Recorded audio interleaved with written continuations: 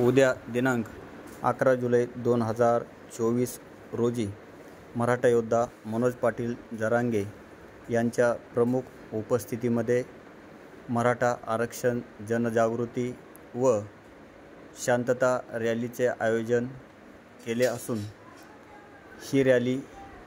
Bharat Ratna doctor Babasaheb Ambedkar यांच्या पुतळ्यापासून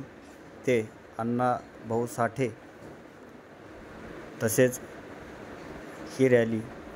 सांगता छत्रपती शिवाजी महाराज यांच्या चौकामध्ये समारोप होऊन त्या ठिकाणी मनोज पाटील जरांगे उपस्थित समाज बांधवांशी संवाद साधणार असून त्या ठिकाणी तयारी कशी चाललेली आहे हे आपण या ठिकाणी पाहत आहोत।